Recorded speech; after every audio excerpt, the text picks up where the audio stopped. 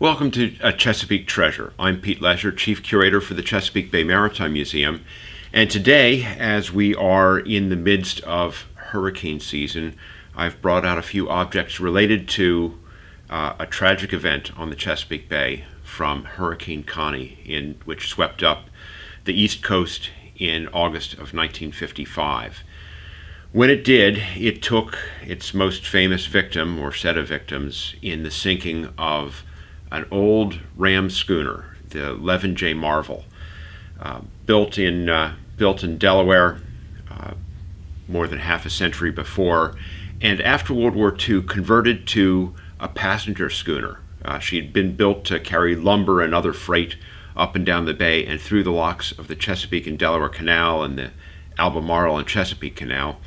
And when she after World War II, as those cargoes became scarce for her, they didn't pay the way anymore.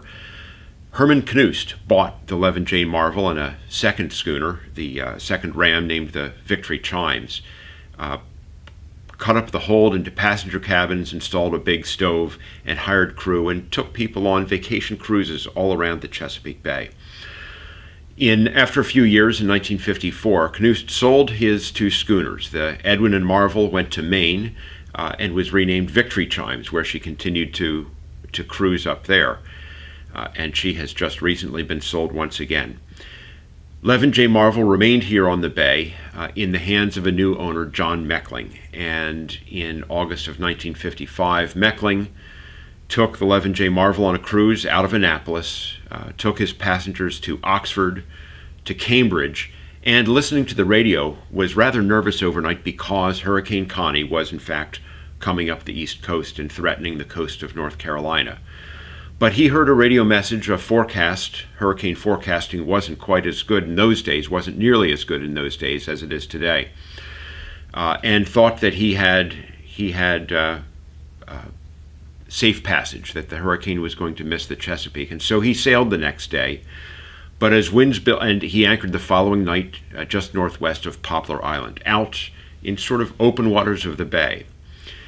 The next morning, the winds began to build, and he decided he couldn't make it north toward a windward shore, a protected area, and so he ended up ultimately running down toward Herring Bay. When he got there, he anchored, brought the vessel around into the wind where it could ride out the waves of the storm. He was looking for a shoal in Herring Bay to be able to break the force of the waves as they built up across the bay. But his boat got overwhelmed, dragged her anchors, overturned, spilling Meckling, his crew, rather short crew, and all of his passengers into the water. Some made it to shore, some others did not make it. It was one of the worst disasters ever to hit the Chesapeake Bay, one of the worst losses of life in a hurricane on the Chesapeake Bay. The remains of Levin J Marvel remained there at the bottom of Herring Bay, and over the years, as the wreck disappeared below the surface, pieces of it were salvaged.